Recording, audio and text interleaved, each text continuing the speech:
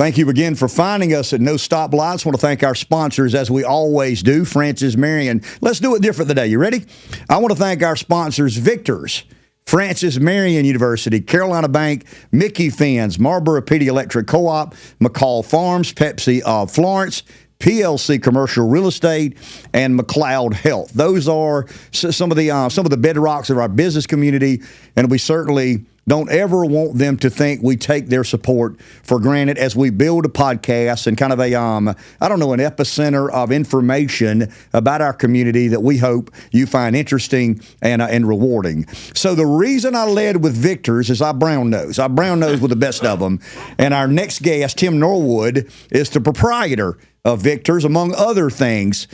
Hello, sir. How are you? Hey, Ken. How are you? I want to begin. We have a mutual friend, Dr. Eddie Floyd. Yep. And Dr. Eddie Floyd would be referred to in the media as a Republican kingmaker and a political fundraiser and a land developer and a property owner. And he told me one day, Tim, that bothered him. He was a surgeon. And he always wanted to be known as a surgeon. And when he was referred to something other than a surgeon, he felt it was a slight on his professionalism. You're a lot of things. And I mean this in the most complimentary way. You're an entrepreneur, you're a visionary, you're a cheerleader, and I'll get to that in just a second. But what would Tim Norwood? I mean, if Dr. Eddie Floyd didn't want to be called all those other very complimentary things, but he wanted to be known as a surgeon, what would Tim Norwood want to be referred to as? That's interesting you ask, and a lot of things run through my mind. Entrepreneur, salesperson, which has always been considered a salesperson, community-minded, a do-gooder. I'm not sure where I'd fit in there, but entrepreneur, salesperson is kind of where I would see myself. I've always thought you have to sell something, but you got to. If you're in your own business, you need to be your chief salesperson. As you are. Oh, sure. Well, you don't trust others to do it when you think you could do it yourself. Exactly. So I've always, if I was a home builder, I sold the houses, built the houses. On real estate, I went and got the listings and sold. And whatever I did, it was always sales oriented. So where did you get those traits? Where did you get those characteristics? Where did you get, I guess, the underpinning of who you really are? Like most people, it goes back to your parents. I got my work ethic from my daddy. All he ever did was work. He worked at Sunoco for 48 years in the paper mill, and then he farmed when he wasn't working. Whether he needed to or not, he was doing whether it was a mule or a tractor. That's what he was doing. I saw him more often when I was getting on the bus at 7 o'clock in the morning to go to school. He was coming in from work, and in the afternoon I got home. He was on a tractor, plowing the field. And so and then my mother gave me a lot of ambition and always wanted to do more. And she was really an entrepreneur too. She was the first woman home builder in the state of South Carolina, and she built houses along with her nephews, Bill Askins from CB Askins out of Lake City, and Dan Askins out of Hartsville. They back in before I was born, in mid 50s. They built houses, spec houses, and she was right there with them doing it. And then she had a little B. Norwood construction company that she did for years, 30 years.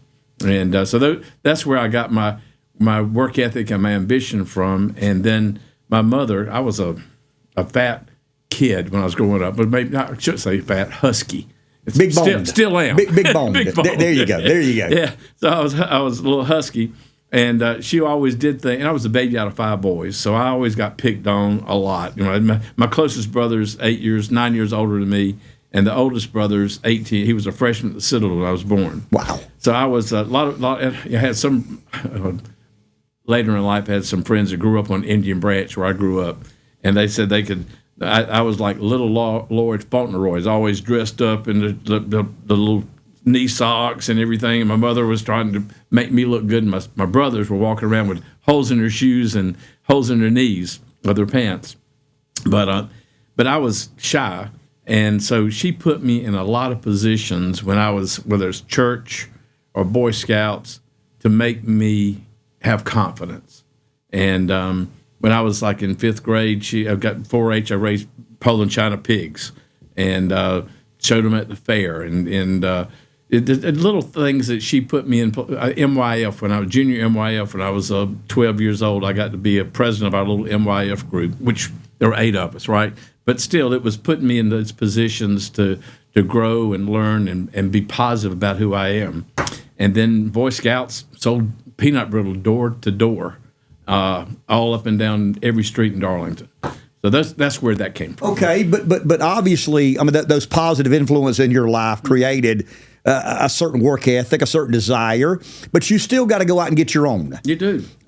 When did that? When you flew the coop and left those positive influences, where did you go? What did you do? What did you have in mind? Educationally, occupationally?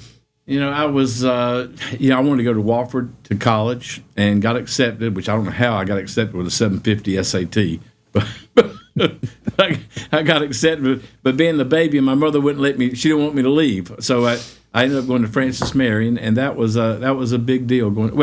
At first I went to public school to 10th grade, and I was a Eagle Scout, God and Country Scout, but I was not a student. I was not spending time, doing my homework. I was just not a good student. I was worse than a C student. And so when I was 16, my mother transferred me to a private school. She went from public school to private school. I had to repeat the 10th grade. That is an embarrassing thing to do when you have this, reputation, in scouting and in church, and then you have to repeat a grade. But it taught me a huge lesson, and it really helped me become a better student, and it helped me identify. In a smaller environment, I got more confidence too. That helped a lot. Reading books, gosh, I read Think and Grow Rich, Napoleon Hill's book, Think and Grow Rich, when I was 16, and that set my world on fire of imagination. You remember that? Oh my gosh, vividly reading that, I couldn't put it down. It was like, oh my God, I can think and plan and write my goals down, and I can achieve them, and that was so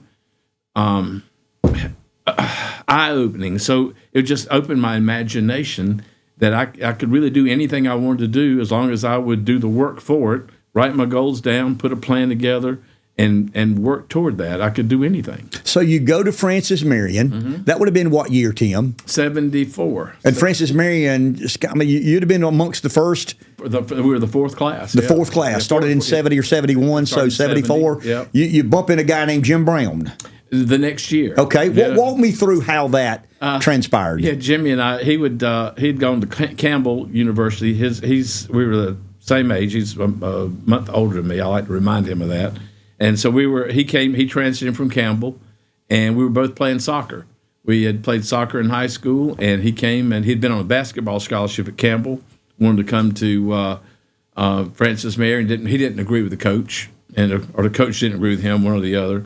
And so he quit basketball, came to Francis Marion, came up to the soccer team, and we just met and just became friends. And then he ran for the pledge fraternity I was in, and we encouraged him to do that. And then he wanted a place to stay. He was living in Marion, and he wanted a place to stay. And I had we were actually roommates. We had a 2-bedroom house, a 2-bedroom apartment, and I had each roommate had one, and he wanted to move in. So I said, well, listen, we get twin beds, and we'll share a room. And so 3 of us shared a 2-bedroom apartment, and we set up at night. I used to listen to Earl Nightingale tapes to go to bed, go to sleep. So he had to listen to them too. And it was just we'd sit up at night. We can go. You sit in a dark room before you go to sleep. You have great conversations about what you want to do. And we were both political. He was, believe it or not, he was a Democrat and I was a Republican. And I was Ed Young, he was John Jenrette. And we used to have these lively debates and stuff. It was just a great beginning of a lifelong friendship. Is it fair to say that Jim was one of your most essential relationships outside of your family? Oh. The beginning of that friendship led to business and partnerships and whatnot. Yeah. I want to get to the family in a bit, but let's go to, so you and Brown end up rooming together at Francis Marion University. Did you talk business? Did you talk dreams? Did you talk jobs and occupations? We talked dreams. Share as much of that as you're comfortable with. It was a lot of politics. It's all about, we were both wanted to run for office. We wanted to participate in the political process. We're both political science majors, history minors, and we wasn't anything about business about us at the time. We were all about working. He worked for Congressman Jim Red. I went to Washington for Strom Thurmond. It was just, and it was, like I said, lively debates. But back then, Democrats and Republicans were not like it's Democrats and Republicans today. So we had just a lot of fun talking about dreams and ambitions. And he got married early, and I moved to Texas, but we have always remained friends. I mean, it's one of those really great relationships that you have in your life. Well, I mean, I bumped into Tim when I became a county council member in 2004. I knew of Tim, and I knew of Jim, and I knew of Frank, but I didn't know much about what you did. I mean, you guys when you're running for office, you get this pad, and it's people that have made contributions, and you call those people who have made contributions, and then we had a little Facebook dust up over the weekend, and I want people to know that Tim and I don't agree on this one political figure that we'll get to later, but Tim's always been very supportive of me and my political life, and I wanted that known, but so you go off to Texas and do what?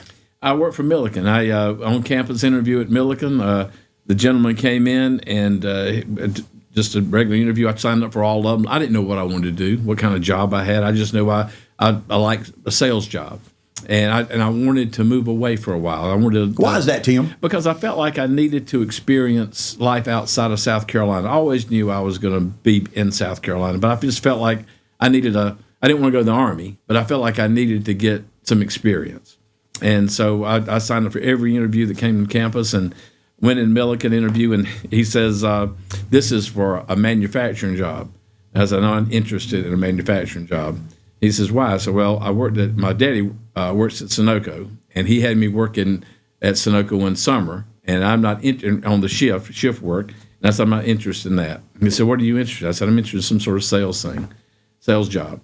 And he said, well, I'll put your name in our system. And 2 days later, I get a call from LaGrange, Georgia, a guy named Jerry Rigby. He said, we want you to come interview for a job at Milliken. I said, sure. He said, I'll send you a ticket. And I flew down there, and they interviewed, the course of their interview process, they interviewed 300 people, and they hired 6 of us. And it was me and 5 Yankees.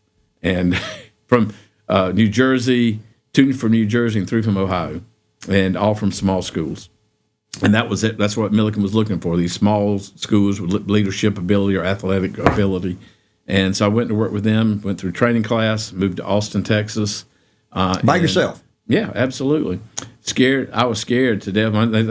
We do the training program, and then they call us in when it's time to assign you. And I was at the top of the 6 of us. I was the first one assigned. And the guy, Rich Asaph, calls me in and he says, you've got you're the best out of the class, and we want to send you to the best opportunity is Austin, Texas. And I said, when did I go? He says, now. So that was like 3:00 in the afternoon. I went and packed a bag, drove to the Atlanta airport, and I was in Austin, Texas that night, and met my manager who happened to be there. And he drove around the next morning in a yellow station wagon, and it's full of carpet samples. We'd ride around the next day, and he said, all right, I got to go back to Houston. We'd go to the airport. He tossed him the keys to the car, and there I am in Austin, Texas. I'm 23 years old. I don't know where to stay, anything. So anyway, I got acclimated pretty quickly. Tim, did you know, because it sounds to me, and I'm hearing this for the first time ever, it sounds to me that you knew you had a burning desire to be an overachiever. Is that a fair characterization? Fair characterization. Willing to do whatever it took to achieve more than you were expected to achieve. Yep. How did it work out in Texas? I mean, what did you learn there? What did you bring back to South Carolina that you value and treasure? We got a lot. How long we got on this story? I call these, and I mean this sincerely. I want to look in the camera. Yeah. I call these the life and times of. Yeah. And there are about 10 or 12 or 15 people that I think have unique stories, and whatever it takes, it'll take. The life and times of Tim Norwood in this case. So I'm in Texas, and I'm just there to experience everything. I'm making. I've been there about 8 or 9 months, maybe almost a year, And I'm selling carpet. I'm driving a yellow station wagon. I'm 23 years old, yellow station wagon full of carpet samples, smell like, carpet. That's what I did. I drove all over Texas. I traveled from Waco to the Rio Grande Valley to Corpus Christi to Eagle Pass. And that was a huge territory. It was like 2 states. And they didn't have Hampton Inns. You had motels. And I would get in my car, and I'd go to Corpus Christi and stay 2 or 3 days. I'd go to San Antonio, and I would get Yellow Pages out, and I'd call down the Yellow Page list all the carpet stores. And of course, I had a book of business to start with, but I had to expand that and go out and meet home builders and track builders, and it was a fun experience. And you stayed there how long? I was there 2 years. So at anniversary of 1 year, I got a job offer to double my salary. Yeah, I was making my salary plus commission was about $23,000, and this is 1978, 79, and which was good money. And I told my boss I got an offer to double my salary. So it was only $24,000. It wasn't much of a raise, but they were going to give me a brand new Buick LeSabre to drive, sedan. It would look and good looking car. And I'd be calling on bankers instead of carpet stores. And so I called my boss, and he says, Tim, don't do anything. Don't take that job yet. I said, why? He says, I want you to, I think Nick Lazo wants to talk to you. Nick was the head of all of Milliken Carpets in LaGrange, Georgia. And I'd met him during our training program. And he called me back and said, Nick wants to see you. Can you go to Atlanta tomorrow? So next morning I get on the plane, fly to Atlanta, drive to LaGrange, meet with Mr. Lazo. And he says, Tim, Milliken is like a chunk of coal. And we think a lot of you, and you have a great career here, but it's like a chunk of coal. And coal, when you put a lot of pressure on it, it becomes a diamond. And we think you can be a diamond at Milliken. And so we'd like for you to stay. Now, Ken, if he had offered me one of those new Chevrolet station wagons that wasn't quite so long as that LTD, I probably would have stayed. But he didn't make me any kind of offer. He just told me he had a lot of faith in me. But I went back, took the money and the new car, and I was traveling around that same area, and I met a girl in Austin who was from San Antonio, and her blue blood family in San Antonio lived in Olmus Park, which is the most prestigious part of San Antonio. He was a head of the medical university at San Antonio, and Ms. Douglas, his name it was Cliff and Sherrod Douglas. Their daughter was Hillary, and baby daughter, and we hit it off. We're having a great relationship, but we've been dating like 3 months. And Mrs. Douglas says, and I would started staying there at Mrs. Douglas's house when I was there, and she had a fancy house and had a little. I mean, these are blue bloods. These are blue bloods. I mean, real blue bloods. Had a little French phone you had to pick up and make phone calls. So I would go there and make my appointments for the day, and I'd spend the night. First night I'm there, spend the night. I'm getting dressed or whatever, and knock on the door. She brings me a martini. I'm thinking, so this lady's bringing me a martini. So anyway, she sits me down. She says, Tim, have you, obviously Hillary loves you, and we love you, and but we've always wanted our daughter to marry a professional. I'm thinking, marry a professional? I'm a professional. I'm a professional salesperson. I said, what do you mean? She says, like a doctor or a CPA or a lawyer. I said, well, I don't think I can do any of those, Ms. Douglas. She said, well, I said, Ms. Douglas, I really want to be an entrepreneur. I want to own my own business, control my own destiny. That's what I really want. And she says, you can be a lawyer. You can go to law school, and you can don't have to practice law, but you can have the knowledge of the law. And that would really help out any kind of career you wanted to have. Probably the best advice I never took. And so... were you offended by that? I was a little offended. But let me tell you how it goes from there. She says, Tim, when the time's right, I got something I want to show you that you can give Hillary. Well, okay. So she takes me upstairs to her bedroom, to her boudoir, and she opens the safe. I thought for a minute I was going to have a Mrs. Robinson moment going on there. I got you. So anyway, she takes me upstairs and she shows me this diamond as big as this ring here.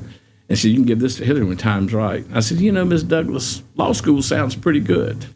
And so she said, well, I'll take the LSAT. So I took it, bombed it, didn't have any idea. I got it back, said, Miss Douglas, obviously not going to work. She said, no, that's not a big deal. This happened to Harry. Harry was the older sister's husband.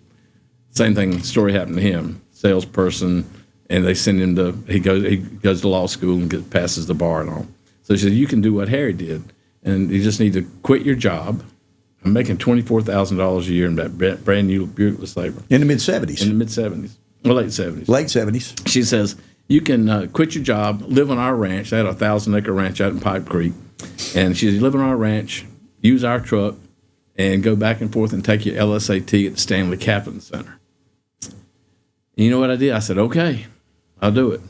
And so, why'd you say okay? I just felt like I was kind of boxed in a little bit. And were you intrigued by the blue blood? Oh, absolutely. I mean, anybody would be. God. Listen, I was in a tuxedo when I first started going out to Hillary. She says, "Do you have a tuxedo?" I said, "I can go rent one." She says, "If you're going to be dating me, you better buy one." Well, I went and bought one. I was in that tuxedo from their opening of their debutante season, which was October, through the end of May. 2 or 3 times a month. It was crazy. Doing what blue bloods do. Yeah, exactly. Drink martinis and dress up. Yeah. So, anyway, so I quit my job, moved to their ranch, commuted in, treated that, taking an LSAT like it was my job. I did it 8-10 hours a day, taking those tests. And they're taking care of you. Yeah, I'm living. I mean, I got a little bit of savings. I got you. And so, anyway, I take the test, and a month later, of course, back then it wasn't digital, so it goes to Princeton. They're scoring it up, and a month later, still hadn't heard my results. 2 weeks later, I hadn't heard it back. 3 weeks later, I hadn't heard it back, and so told Hillary, I said, I'm going to go back home for a couple of weeks and go to Garden City, see my family.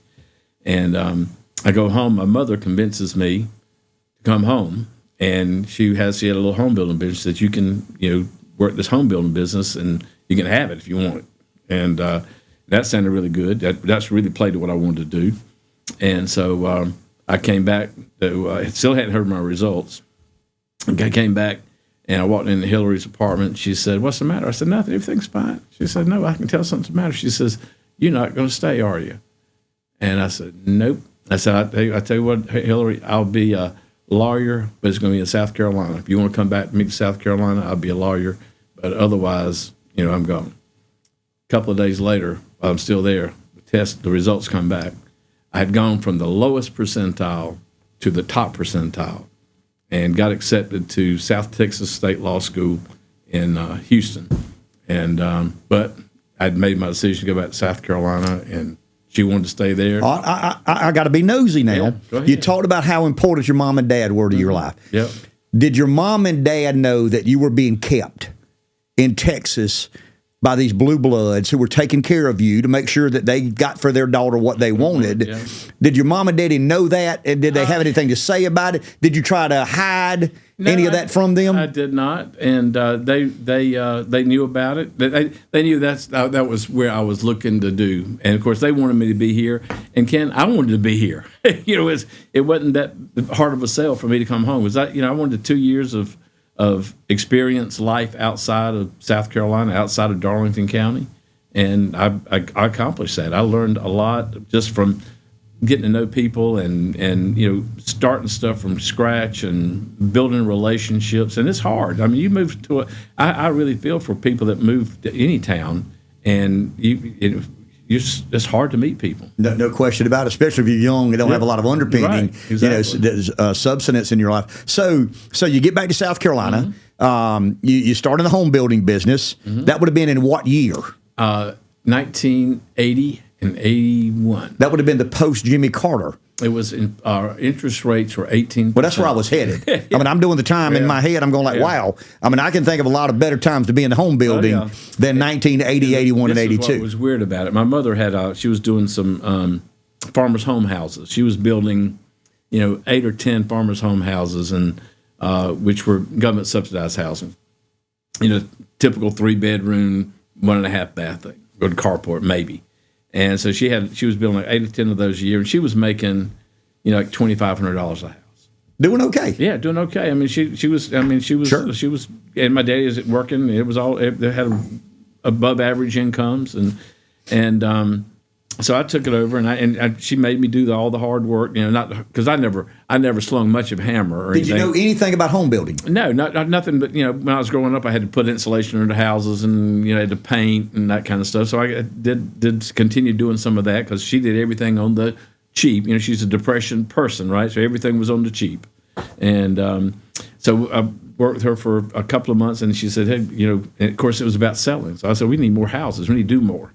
And so I learned how to, what they call, put the package together. And then I did something that nobody else in that little industry did. I ran an ad in the newspaper. And I got more business, and then I learned how to put the package together, and then went out and found the land, the lots. We didn't have subdivisions. We just, individual farmer would sell a 3/4 acre lot here or there, whatever. And so did that. And then the first year I ran that business by myself, interest rates were 18%. Through the Farmers Home Administration, building those houses, I made $168,000. Wow. Right. And the reason that is she was making $2,500. And so I go into the Farmers Home Administration's office. Somebody's going to go to jail for all this, I'm going to tell you. Statute of limitations. I go into Mr. Edie's office, and I had a stack of like 5 or 6 packages I was going to put in for new houses. And we were sitting there talking, and I said, well, tell me about how do you figure the value of these houses? Because everybody was doing them for $33,000, and my mother was making $2,500, $3,000. He says, well, Tim, we use this Marshall Swift thing, and we do comparables and that kind of stuff, and you tie it all together. I said, well, Mr. Edie, what's the most you'll loan on these houses? He said, we'll loan $40,000. So I immediately took all my packages I was ready to turn in, took it back, and changed my bid from $33,000 to $40,000. So immediately now I'm making $10,000 a house. And the bank's kind of blessed it. No, it wasn't the bank, it's federal government. Okay, I got you. The government lending. The government lending. They loaned it to an individual that then they subsidized based on their income. And so I made $168,000 that first year. And as my brother told me later, I said, when I got in trouble, I said, why didn't y'all tell me? He says, Tim, we how do you phrase this? He said, Tim, we might could ask you something, but we couldn't tell you a damn thing. Because my head blew up. I thought I was the smartest business person in the world. $168,000 in 1981 was a lot of money. So that goes south. What did you learn in that, Tim? Well, it took a while to go south. It took about 6 or 7 years for it to go south. 86, 87, something like that. Mm-hmm. 87. And the interest rates, even then, were, a mortgage was 10%, and a construction loan was 12 and 14%. And housing is so cyclical anyway. It is. And I got out of the farmer's home business because they started being more difficult on the appraisal and tightening up on that. And so I got into spec housing and started building spec houses and custom houses, big houses. I started doing everything. And just wanted more revenue, more money, all that kind of stuff. I ran for the House of Representatives in 1982. And I didn't know that. Yeah, I ran against a guy named John Gardner. He was the sitting representative, and I had no fear.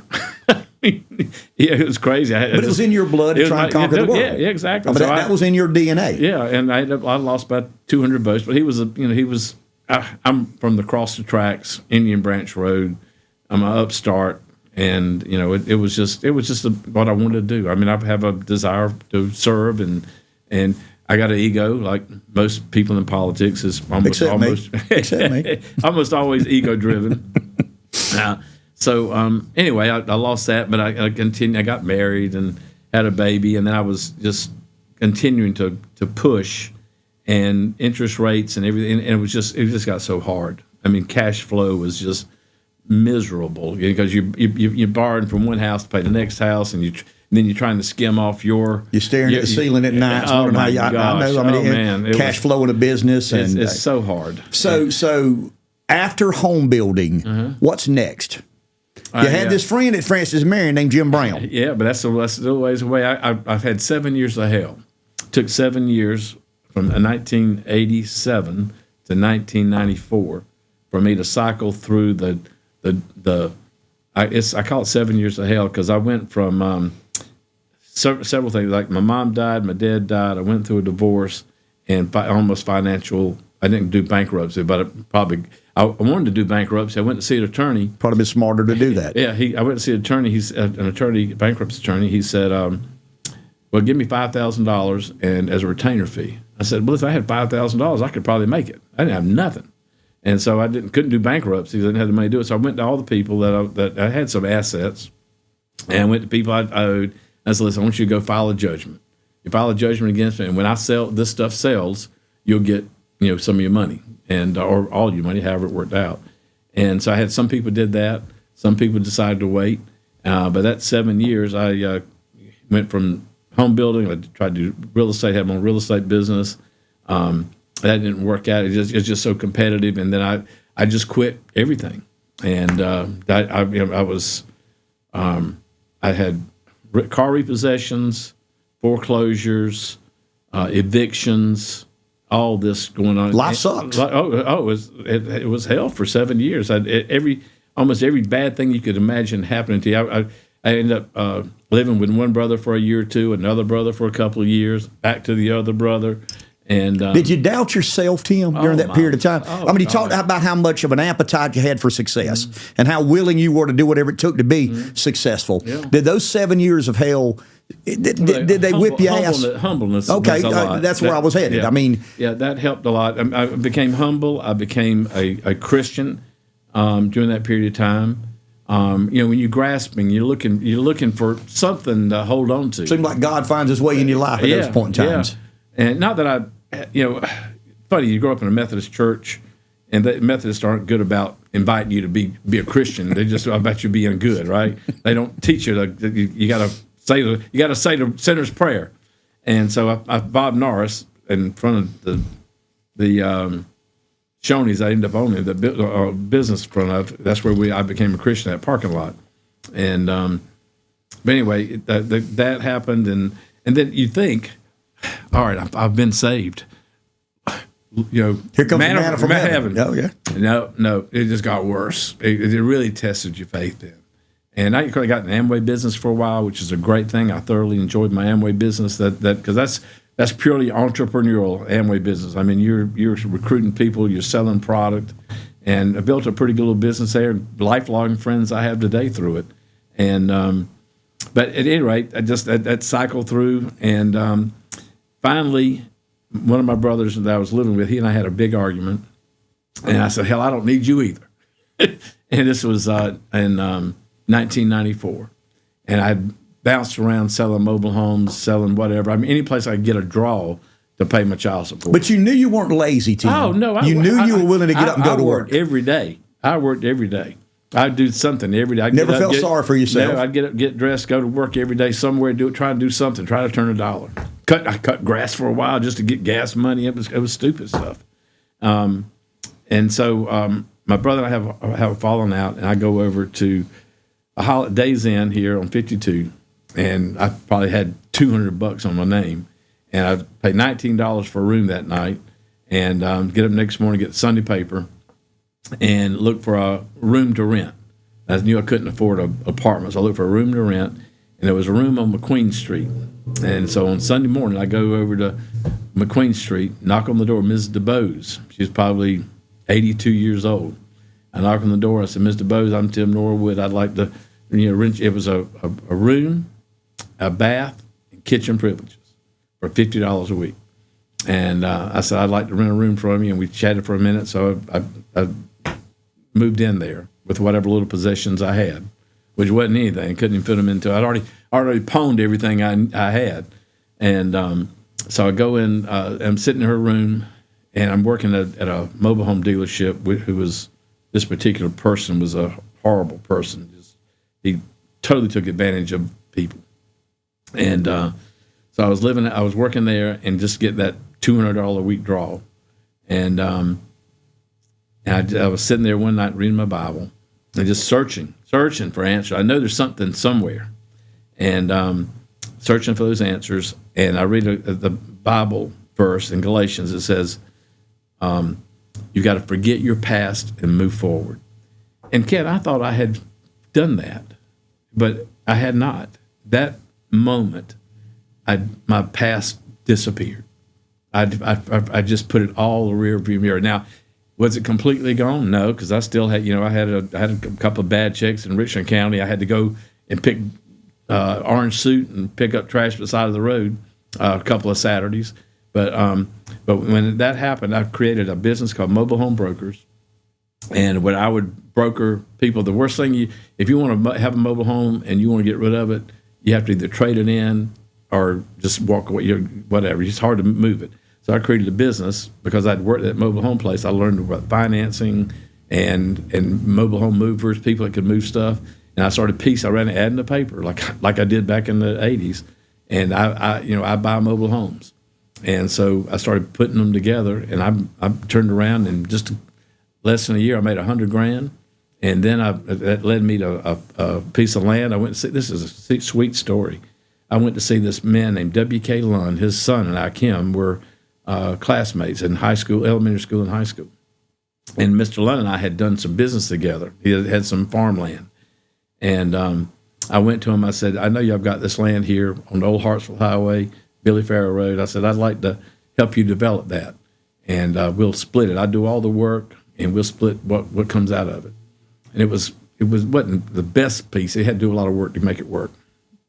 And so they said, "Well, let's think about it." I went back to see them, and they said, "Tim, we've got this note at the bank. If you can just take that note off, you can have the land." Man, and of course, fortunately, a SPC Cooperative, a friend of mine old friend of mine was a loan officer that had it. So he allowed me to pick it up as long as I made those payments. I turned that into 54 mobile home lots, buy here, pay here. And it just turned out really good. And I get back on my feet, and I'm living at Stonehenge Apartments. You ever doubt yourself in that 7 years if you'd ever get back on your feet? God, yes. I mean, it's a fight. I mean, you're fighting that demon in your head. It's as much mental as it is physical and financial. Oh, absolutely. And because everything, all that I did without creating any money. I had no money. I just pieced it together. And then I got back on my feet. I was living at Stonehenge. And then Jimmy calls me. This was 1995. Did you and Brown stay in touch? Oh, yes. Gosh, yeah. We stay in touch all the time. I'd stop by his office. Yeah, sports, politics, whatever. Yeah, exactly. I'd stop by his office, or, we'd call each other. And he's doing what? He's with SMS. And he'd been working. That's about the only thing he's ever done is SMS in one form or another. Sure. Shelley's Management Service is what it was called. He went to work with a gentleman he met when Jimmy was working at Electromotive, and he was in HR, believe it or not. And he was met I got him Mr. Shelley, Adrian Shelley, and these tax credits had just come out, for veterans, and that it's called TJTC. And so Jimmy went to work with him, and he was selling and became a part owner, and Mr. Shelley wanted to retire, and Jimmy had been doing it since like 1980. So in 1980 to 1995, Jimmy had been doing that. And he was loved, he was a great lobbyist and knew the product really well. And so he called me in 95 and said, I've got control of Frank Chisholm. I have control of the business. We bought Mr. Shelley out, and I need somebody to sell for me, and I want you to come to work with us. And I said, "I don't know, Jimmy. I just get back on my feet good. I don't want to, how about if I go part-time?" And so they said, "Fine, just come in and learn the business." And so they paid me $25,000 a year. Did he call you because he knew you were a friend, and he or did he call you because he knew you'd be a damn good salesman? I think it's both. He wouldn't have known me had we've not been close friends, but I think he knew that I could sell. And so we got in. I started working with him. He was down at the BTC Center, and I didn't know it. He was dating Candace, and I had just started dating Ann, and might had met her yet. It's close in there, and so anyway, I went to Francis Marion and printed out, because internet. Sure. So I go to no podcast back in that day. So I went to Francis Marion and printed out the largest companies in the country, because the largest companies. That sounds like you. That sounds just like you. Yeah, printed out the largest company in the country by employee size, and I started calling them. Aramark was one of the top ones in Philadelphia, and of course I called them, and they said, "All right, come on up." I said, "What? Yeah, come on. We're interviewing." What was your sales pitch? I didn't have one at that point. This is kind of a cute story. I called Jimmy. I said, "Jimmy, I got us an appointment at Aramark. This is a big company, 300,000 employees, or maybe 100,000 back then. They're probably 300 now. 100,000 employees."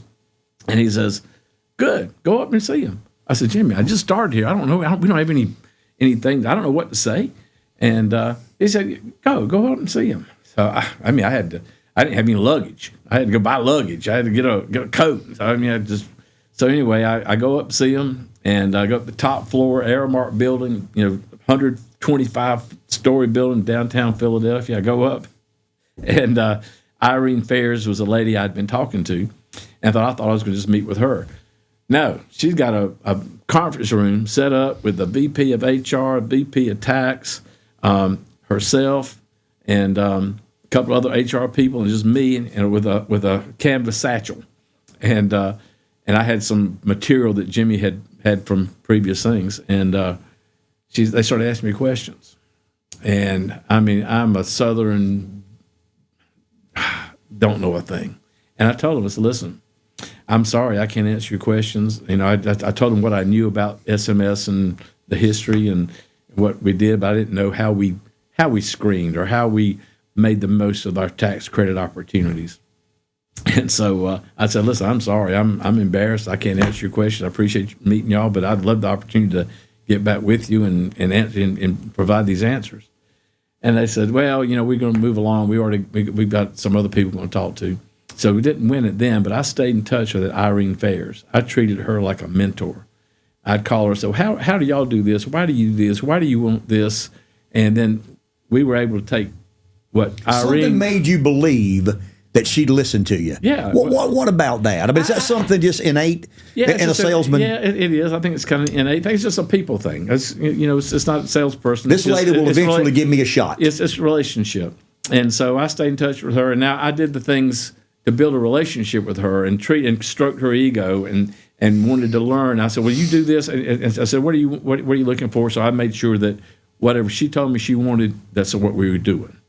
And so 2 years later, she comes to visit us here in Florence, and and when she left, we had a contract for Aramark, and that wasn't the first big one, but it was a continuation of the story. When did you know you made the right move? Gosh, I think when we signed Walmart. I think that's pretty good. That's a pretty good sign. Yeah, we because I was constantly on the phone, and then Jimmy said, "Well, you're working too much. You need to have more money." So we started raising my salary, and then I started easing out. It's like a 2-year process for me to ease out of what I'd started. And I got to jump in here now. Sure. How did you and Brown distinguish business and friendship? I was in a family business, and we were a family on a vacation. And when we stepped foot on that AA Builders campus, it was business. It was brothers and fathers and kin people and whatnot. How were you and Brown? Was it ever an issue? Was it? Share as much of that as you'd like. I'd be glad to. I think between Frank and Jimmy and I, it was just like these innate things that you knew you were good at and better than the other one at, or that the other one had more time into it, more experience into it. So, my friendship with Jimmy's been since 1979. He was your roommate in college. 75. We probably had 2 crosswords in that time, and it was just he did his job and you did yours, and Frank did his. And that is, we've been partners almost 30 years. So it's just it kind of works, and you kind of vent about things, but you don't vent at each other. And I always felt like, because I was in the field working with the clients, a lot of clients. Traveling a lot? Oh, my gosh. I traveled, 3 or 4 days a week. And my territory was from Miami to Seattle, San Diego to Boston. and everything in between. When in those early days do you meet Ann? When do you get married? And when does life become kind of what you thought you wanted your life to be? Yeah, well, I met Ann early on. She's been my lucky charm. I met her right after I started working with SMS. I met her in December of 95. I started working in SMS in August of 95. So things are turning around. Yeah. Listen, there's 3 or 4 times in my life I had the most fun ever.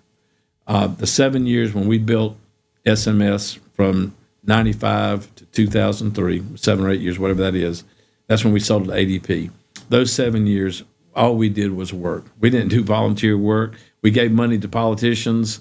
Otherwise, we worked. We went on vacations. It was work. We went to a Clemson game. We had clients with us, but it was the most fulfilling 7 years I've ever had, because it was all about accomplishment, and we worked. We were like the Trojans. I mean, we were working on Saturdays and Sundays, and it was everything. And so what we did, that was our life, and that was the most fulfilling. We sold to ADP. We weren't even looking to sell our business. It just came out of nowhere that they were interested in us, and we weren't that interested in selling. They kind of wanted you to go to work for them, didn't they, to begin with? Or how did that?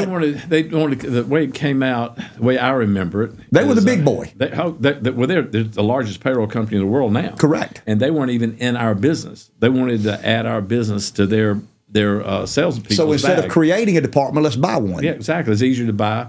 And they called one day and said, "Hey, would you?" They said, I'm with ADP, a guy named Dean Rayfield. He calls us, and my name was in the marketplace, so somehow he got my name. And he called me and said, "Listen, I'm with ADP, and we're looking for a strategic alliance with a company like yours. And we've got 5,000 salespeople. Do you think you could handle the volume of 5,000 salespeople?" "Yeah, we can do that." "Yeah, we do it." We'll figure it out later. Yeah, always. The answer is always yes. Bingo. Yeah. And so anyway, we that didn't hear back from them for a long time, maybe 5 or 6, 3 or 4 months. And they called back, and I said, "Jim, these people they want to buy us," and we laid down and busted out laughing that somebody want to buy us, right? And so anyway, they started talking to us, and 9 months later, we sold it. February 2nd or 3rd of 2003, we sold to them, and we had a good 12-year run with them. I did. And stayed with them. Stayed with them. Yeah, they actually treated us as they loved our being able to make decisions, our entrepreneurial spirit, to be able to make a decision. Because Jimmy would come in. A bad day was Jimmy comes into the office. He says, I was in the shower thinking this morning. And that wasn't good, because all of a sudden he's talking about something new for all of us to do. Which was always. And Jim's a very smart, very bright man. I mean, very, very smart. Very, and it was always something. It was client based, or solving a problem that we'd had, and so it was all. He was just he works harder now than he ever has.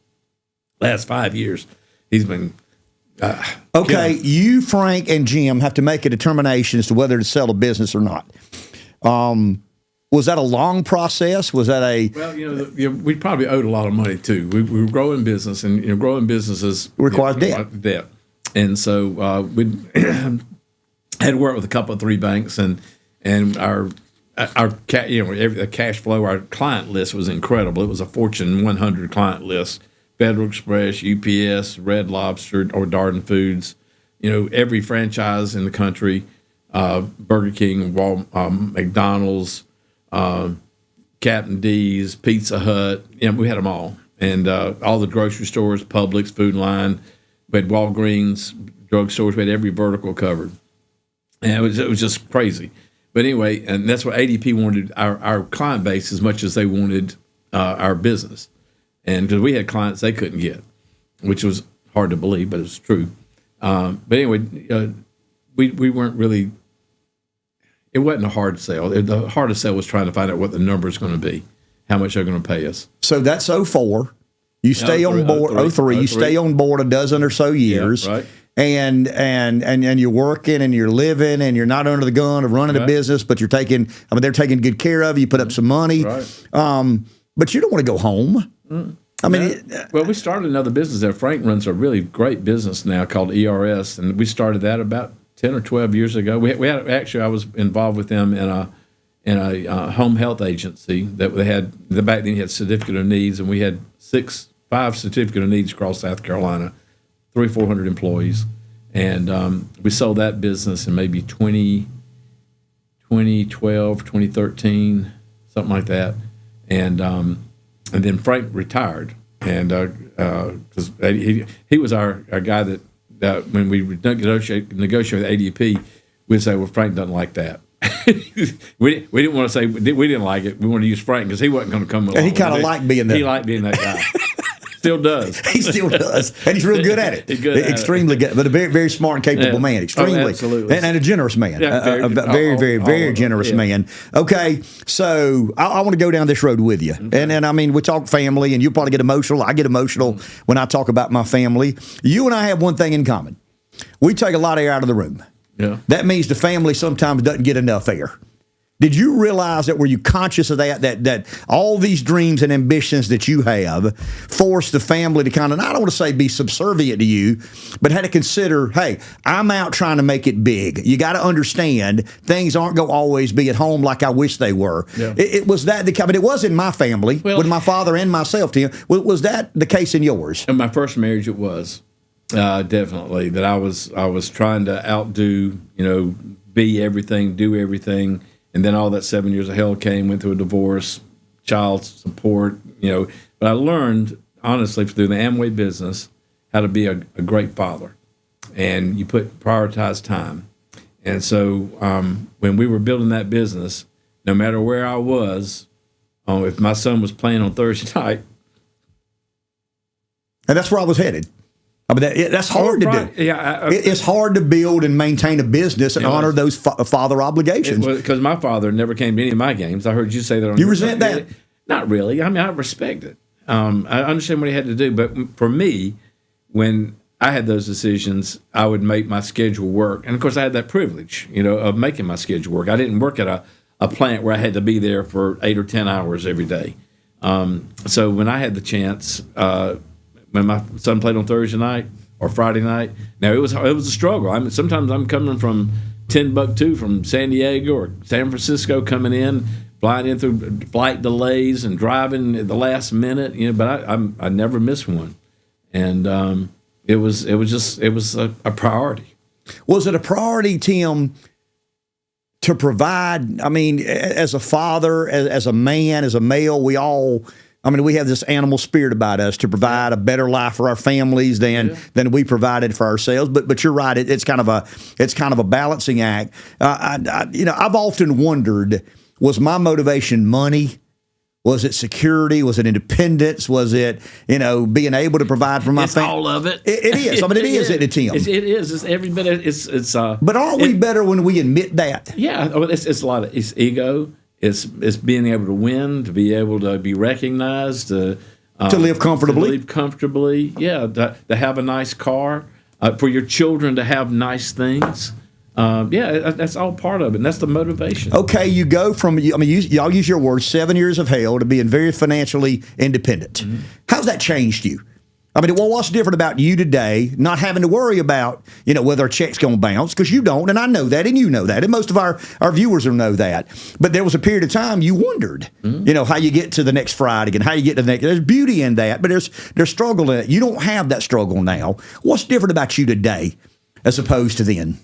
I would hope, I think I can say nothing, really. I have tried really. You're a lot more charitable. You may not say that, but I'll say that for you. I'm more generous. You are unbelievably generous and good to people that have justified and worthwhile causes. Yes, I am, and that's.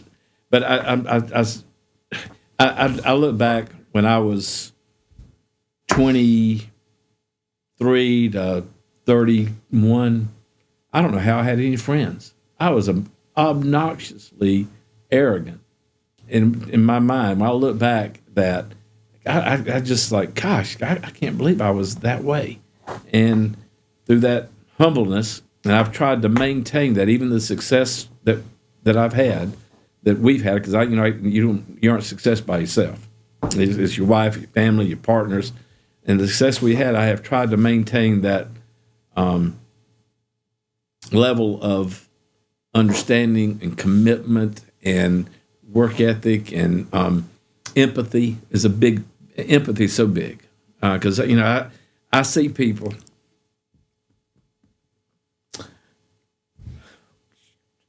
Well, I mean, it's real. I mean, that's what podcasting is about. And you, when I asked him to do this, he said, "Man, I'll cry." I said, "Well, I cry all the time. Don't worry about that." I mean, it's a part of being appreciative and being thankful and realizing how blessed you are. When I see people starting businesses and trying to get off the ground.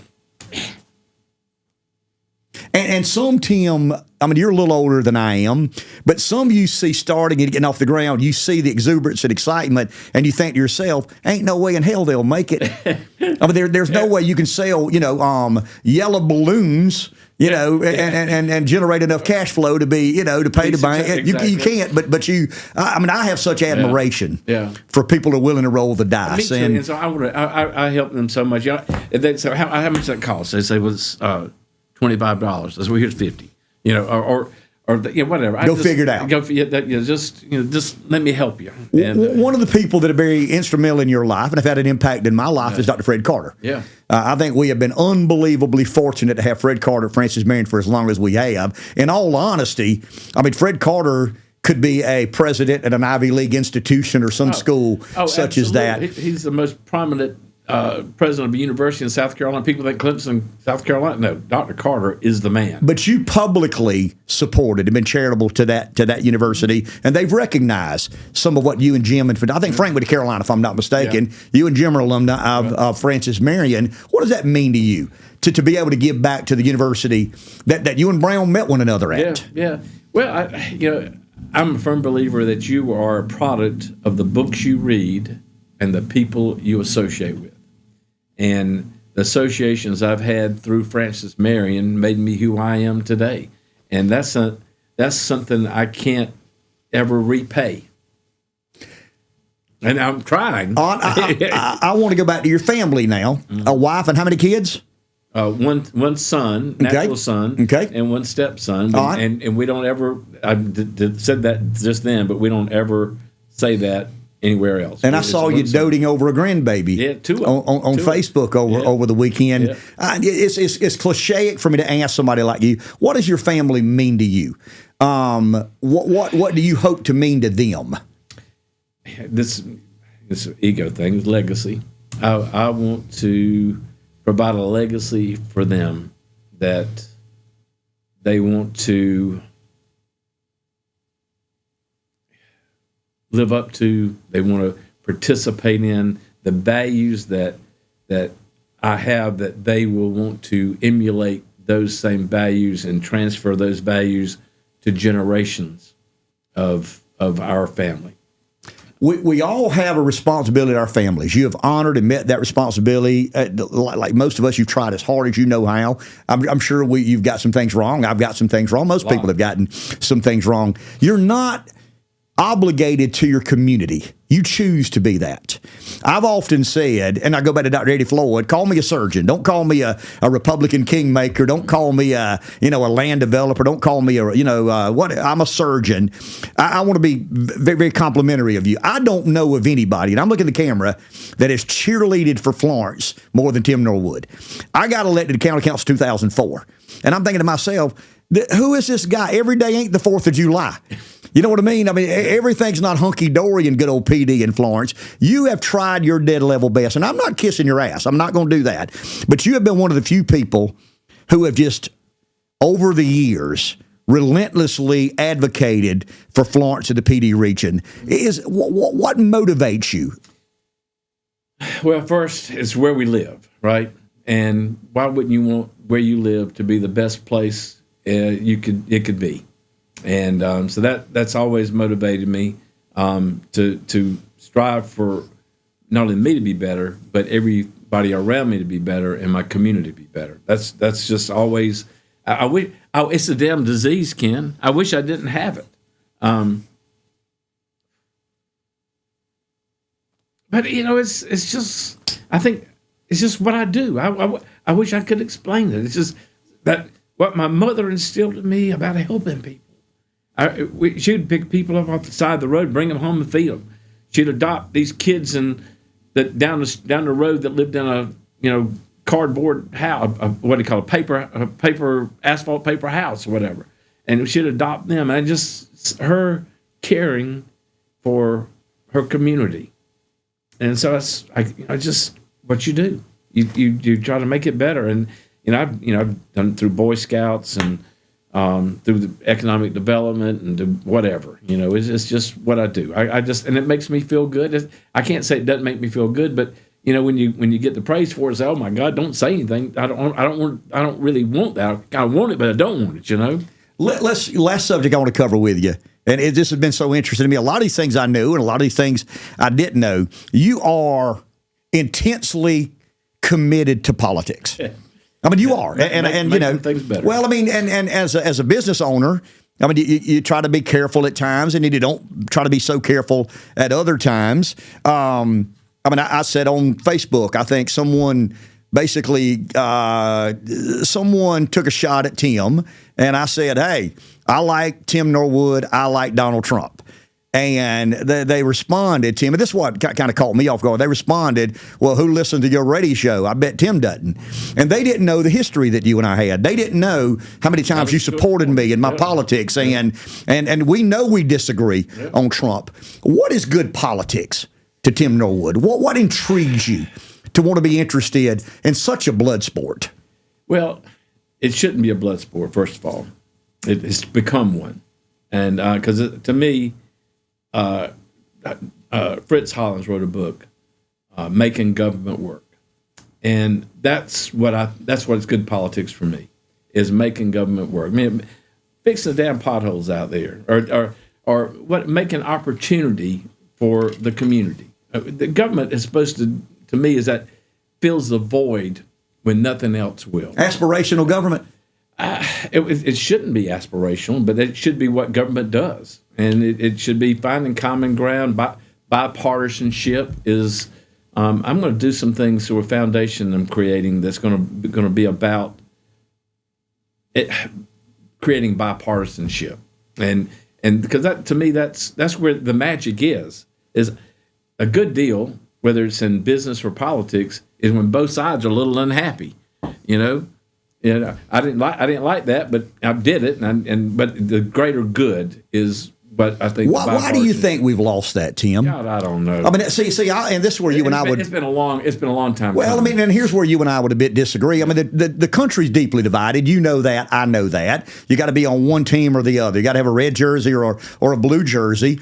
I mean, I argue that Trump is a manifestation of all that resentment. That this I don't know, lack of congeniality, lack of respect, lack of trying to work together to create a better America. We end up with a guy like Donald Trump. You told me before, and I want you to go on the record if you don't mind. You told me before that as much as you don't like Donald Trump, you understand it. Yeah, I mean, you certainly understand where he came from and what this movement is about. Yeah, begrudgingly, it's taken me a while to recognize his. He's smart. That I never wanted to give him smart. But he because he's not a policy guy. He doesn't care about policy. He cares about emotion and he uses fear, which is to me is the classic demagogue. Fair enough. Fair enough. To use fear to motivate people, and I'm exactly opposite of that.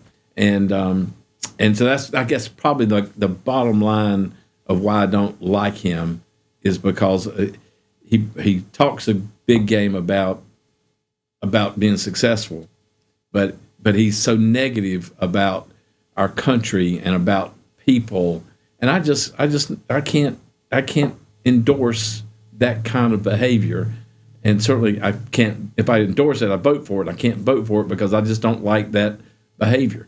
If he was. Because his policies, I don't disagree with. We were talking earlier. I mean, he's a radical guy, but the policies aren't that radical. No, and I just, it's common sense stuff. But the delivery and the fear mongering is what I just, and the motivation for people to do bad things, and there's is such a divisive line about. I think that's probably what is local politics more important to you than national politics? the mayor's race, the city council, the county council, the local delegation. I'm talking about Rick and Bon Jordan and Roger Kirby and Philip Lowe. At some point, it used to be more, but I think more now nationally because I really feel a threat. I really feel a threat to our democracy. And we'll disagree on that. Sure we will. But, I respect your opinion. Yeah, but I really feel like there's a threat to government being government's not bad. Government is really and is a good thing. I mean, it keeps us from the stoplights work and the trains work and the highways are repaired. The government can be good. Generally, education. I mean, everybody's got something really, but generally, education is good. Francis Marion is good. University of South Carolina. There's a lot of good things, public things that are good, but we need to. John Kennedy. Ask not what I can do for my country, but ask what you can do for your country, not what your country can do for you. These kind of Pug Ravenel, my gosh, I don't know whether you remember him. I do. Yeah, he's what got me interested in politics. Met Pug when I ran for lieutenant governor. Yeah, he actually helped me, gave me a little money. His 5-minute commercial that Sharon Austin Silver did when he was running for governor. I was 17 years old watching that on TV. I said, "Oh my God, I love that." I called up and volunteered immediately. Who's your favorite politician ever? Oh gosh. Who are one or two or three of your favorite? That's probably an unfair question to ask exactly. But I mean, who are politicians? Well, on national level, it'd be like Ronald Reagan. I was a youth vice chairman of the Republican Party in 1976 in Darlington County. Went and organized. I've seen the pictures. Yeah, but Ronald Reagan was probably the one that gave me Pug Ravenel first, Ronald Reagan, and then after that,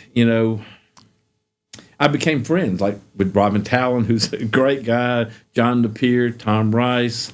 Those are wonderful people, and all friends. And so I think that's what's good about being peripheral in politics is you can know some of these policymakers and people that take votes, and not that you can have influence on them, but you just just your buddies. I mean, Robin Talon. I mean, I didn't vote for him. With Robin. I voted for John DePere instead of Robin Talon, but I voted for Robin over John Jenrette.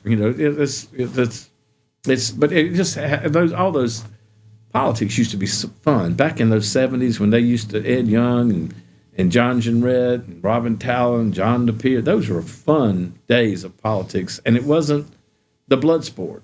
I mean, it's a blood sport today. It is. I mean, it's an absolute blood sport. Yeah. It's winner take all. It is, and it's it's big money, and there's a lot at stake, and you know that as well as I do. Last question, sure. And you've been very gracious with your time.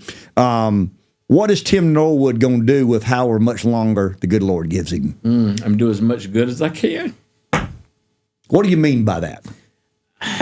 I mean, you're not working as much. You told me, and I think I can let the cat out of the bag. You told me not long ago, I ain't working as hard as I did. No. I mean, you're not going to do that. No. So if you're not working as hard as you did to earn a living and make money, what are you going to do? We're going to do things that we're going to invest in some warehousing in Florence. But that's one of the biggest needs I've heard. I've been active in economic development in Florence for 20 years. Oh, we need warehousing. So we're going to do some warehousing. We're going to build some warehouses. We need downtown housing, so we're going to do some downtown housing. We need bipartisanship. So I'm starting with Dr. Carter and Francis Marion. We're going to create some sort of. It's still in the early stages, but something education for wannabe people that want to run for office, to educate them about campaigns, about policy issues.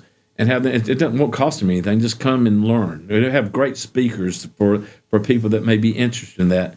And then I want to give a bipartisanship award, cash award, and we got to find out all the categories and how we're going to rate it. But I want to give a cash award to the state senator and to the House member that works to solve problems and create bipartisanship. And that's what I'm going to do in the next few years. Well, that's a lot to do, and you'll do it well. I'm sure that. I'll do my best. I appreciate your time. You only wept 3 or 4 times. I had. Let me see what number I had 6 weeps. That was my over under. I thoroughly enjoyed it. No, and I mean this sincerely, Tim. You're genuine. You're authentic. You're real. You told your story. It is what it is. And I want to tell you this with all seriousness. I am very blessed to call you friend. Yeah, and I mean that sincerely. I know we disagree on this one political creature that came from wherever. That might be the right term. Well, it is what it is. But I consider you a good friend. I respect the hell out of what you, Jim, and Frank have done. You've all been very, very, very giving to the community, to the state, despite being a Tiger. Yeah. You've been a good friend to me, and I really appreciate you taking the time to join us. Thank you on those stoplights. Want to again thank our sponsors, Francis. No, Victor's, then Francis Marion University. Here you go. Carolina Bank, Micky Finn's, MPD Electric Co-op, McCall Farms, Pepsi, Florence PLC, Commercial Real Estate, McLeod Health. I want to solicit a response from our viewers and our subscribers. Are you interested in these sorts of podcasts? I think you are. I mean, we've done about 3 or 4 consecutively of what I call prominent figures in our community, and we've had good feedback. And we talked about Dr. Eddie Floyd a while back, and I told Dr. Eddie, don't leave this earth whenever that is without telling all those stories. And I wanted to make sure some of Tim's story got out because he's been a very prominent, important person in our community. And if you're interested in that, I'd love to hear from you out there who you consider to be, a future guest on those stoplights. Because there are a lot of consequential people in our community, and I think their story needs to be told, archived, memorialized before we move on to a better place. Thank you very much for watching.